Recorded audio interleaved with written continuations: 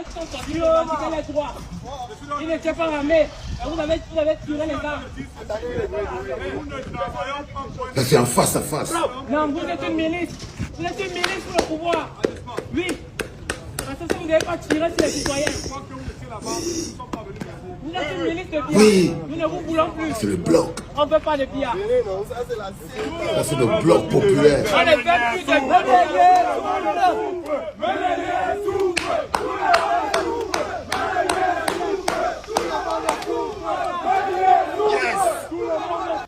Ça, c'est le bloc populaire dans toute sa grandeur. Le gars est face à face au nien, comme ça là. Il lui dit que vous n'êtes pas l'armée. Le gars veut lui faire la manipulation psychologique. Oh, on n'a pas de problème avec vous. On est là. Le gars lui dit que vous êtes la milice de Biya. Vous croyez qu'il a besoin d'être loin? Vous croyez franchement que j'ai besoin d'être là? Vous pensez que j'ai besoin d'être là alors que j'ai tout ça? Détrompez-vous les enfants. Il y a très longtemps, les Camerounais sont des hommes libres qui connaissent le goût de la liberté. Cette génération-ci, vous ne la piétinerez pas. Ça, c'est pas une génération que vous allez pouvoir former. Vous n'allez pas former cette nouvelle génération. Celle-là va s'arrêter pour vous dire stoppez. Le gars est face au policier. Le policier est mitraille. Tu as vu ça à Bruno Bidjan? Tu as vu ça à Bruno Bidjan? C'est pas la peine de montrer des enfants que vous avez kidnappés parce que vous kidnappez les enfants la nuit. Une armée qui kidnappe les enfants la nuit pour aller les enfermer au commissariat, pour les filmer et envoyer à Bruno Bidjan. Vous n'avez pas honte? Vous n'avez pas honte?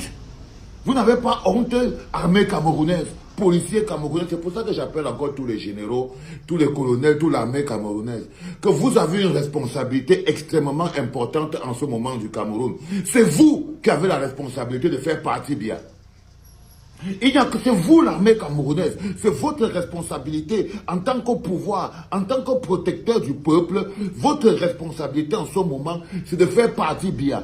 Toutes les organisations internationales, les grands pays qui perfusent le Cameroun, ont refusé de reconnaître sa victoire, ont refusé de reconnaître sa forfaiture, son vol, le braquage électoral qu'il a fait.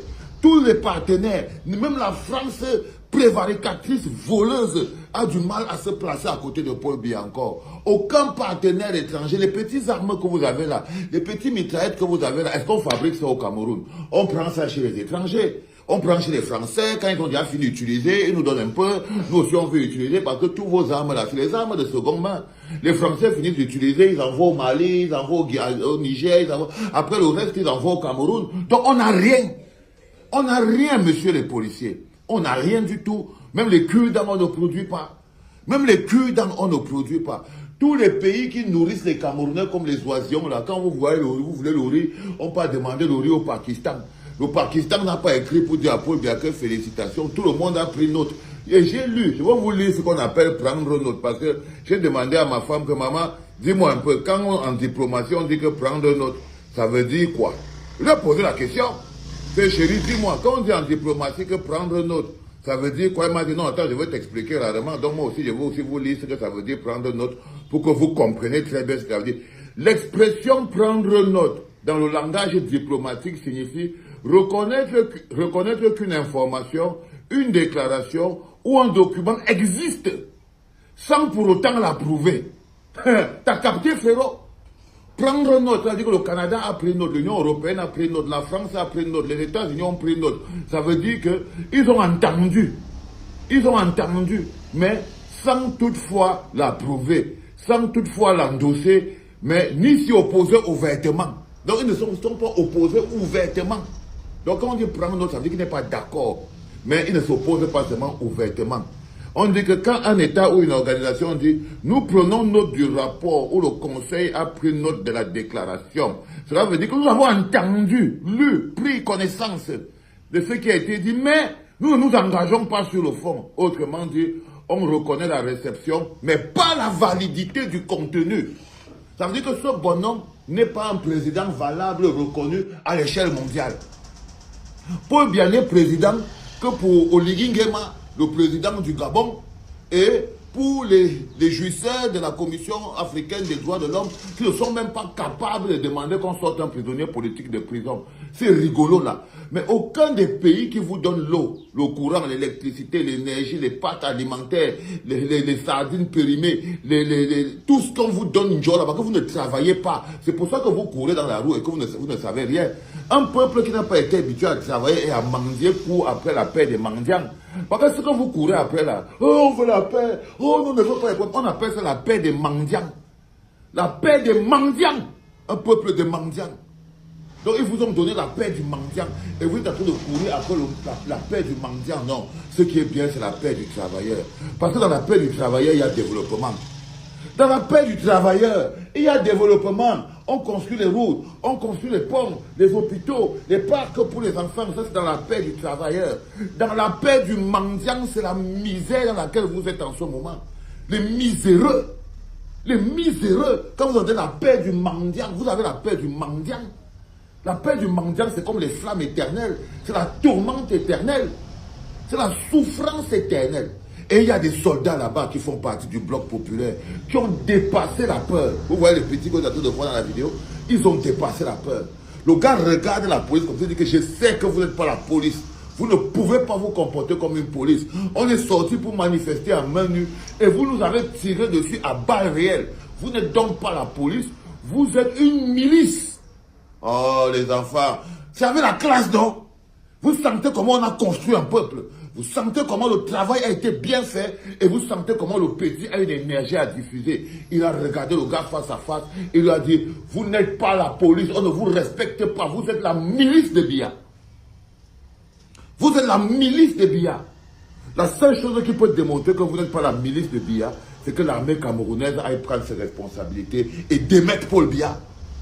Et démettre Paul Biya, c'est tout ce que vous pouvez faire. Pour regagner votre honneur, votre dignité, armée camerounaise, la seule chose que vous pouvez faire, c'est de démettre Paul Biya, au lieu de vouloir être les complices de Paul Biya. Les mains que Paul Biya utilise pour tuer les Camerounais, qui manifestent à main nue pacifiquement. Vous êtes devenus les mains que Paul Biya utilise pour tuer les Camerounais qui manifestent à main nue pacifiquement. Et le petit est placé devant vous, il vous regarde, il vous dit que non. Non, on n'avait rien. Vous êtes venu tirer sur nous. Parce que vous êtes la milice de Biya. Il s'est encore placé comme cela, dit shoot again. Vous voyez ce que je veux dire? Donc, les gens qui nous parlent de leur boutique qu'on a brûlée, de leur boutique qui est cassée, de leur boutique qui est... Il y a une maman qui a un message pour vous. J'ai reçu le message de la maman là. Je vais vous poser ça tout à l'heure vers le 3e podcast. Comme ça, le message, elle a envoyé un message. Et c'est une prophétesse. Elle a envoyé un message pour les gens qui pleurent qu'on a cassé leur boutique, on a volé leurs habits, et blablabla, et blablabla. La paix du travailleur construit le pays. La paix dans le travail construit le pays. La paix dans le travail construit le pays. Mais la paix dans la misère et la souffrance produit la haine, l'envie, la jalousie, les frustrations, la colère. Et vous avez la paix dans la souffrance. Tu parles de paix, tes gosses vivent la souffrance zombie. Vous vous rappelez de cette phrase dans Zombie? Tu parles de paix, tes gosses vivent la souffrance zombie. Il n'y a aucune paix, vous n'êtes pas en paix. Les personnes qui parlent de paix et qui vous font... il faut faire la différence entre la peur et la paix. La peur qui vous paralyse, qui vous fait vivre la vie du poulet. La peur qui fait de vous des sous-hommes. La peur qui vous empêche de regarder les gens dans les doigts et dans les yeux. Et la peur qui est animée par la haine. Parce que l'un des carburants, quand parfois le carburant c'est la haine, le résultat c'est la peur. Par exemple, il y a beaucoup de gens haineux qui sont en proie à la peur. Le courage aussi, la peur peut être un carburant qui te fait élever en fonction de quoi tu as peur. Moi j'ai peur que mon peuple finisse mal. Moi j'ai peur que mon pays soit anéanti. J'ai peur que mes enfants grandissent dans un pays qui n'est pas un pays. J'ai peur que mes enfants grandissent dans un non-État. Pour ça, je suis prêt à tout aujourd'hui pour que mon pays devienne un pays, un vrai État. Et ça passe par se débarrasser de Paul Biya et de son régime. Et pour ça, c'est notre responsabilité en tant que génération, en tant que peuple. Nous devons nous débarrasser de Paul Biya. Pour que nos enfants héritent d'un pays qui vaille la peine. C'est notre lutte. On ne peut pas venir livrer nos enfants au système de Paul Biya. Vous n'avez pas honte. C'est pour ça que je dis que vous n'êtes pas encore prêts. Vous n'êtes pas au point. Mais quand je regarde à côté comme ça, là, je vois l'énergie du bloc. Je vois les gamins du bloc avec la rage. Je les vois sur le terrain. Quand le gars vient écrire que Vincent revient ici au Cameroun, il dit que quand un de mes petits va t'attraper, là au Cameroun, il va te remettre le cerveau en place avec une petite gifle. Continuez de venir me parler ici. Quand un de mes petits va vous... On va lire vos noms ici, là. Quand un gars va vous stopper en route là-bas, à Yaoundé, ou à Douala, ou à Bafoussam, ou à Krili, pour dire que c'est au général que tu parles comme ça, là. Il va te faire l'air, va secouer ton cerveau dans ta tête. Allez les gars, bravo, Dad is proud of you. Papa est totalement fier de vous. En tant que bloc populaire, vous me faites honneur, les enfants. Cette journée d'aujourd'hui doit être encore une journée de résistance. Le monde entier veut voir le peuple dire non au Cameroun. Le monde entier. N'écoutez pas les gens qui vous parlent là. Le monde entier attend que la journée d'aujourd'hui soit une journée de show. Et faites-nous crier le bloc. Faites crier le peuple. Sortez dire non à Paul Biya autant que vous pouvez, autant de fois que vous pouvez. Vous lisez le message de Issa Tchiroma Bakary, le président élu, dans le 3e ou 4e podcast de la journée, et vous verrez très bien que la phase 3 de notre plan de résistance est bientôt mise en opération. Partagez les enfants et vous allez. Comment tu peux aussi regarder une vidéo sans t'abonner? Abonne-toi! Surtout clique sur la cloche de notification. Ça, c'est la page de Buzz. Si tu veux être au courant des buzz et toutes les actualités au 237, abonne-toi et clique sur la cloche de notification. Partage aussi pour m'encourager. Surtout, si tu as quelque chose à dire, papa, lâche un commentaire.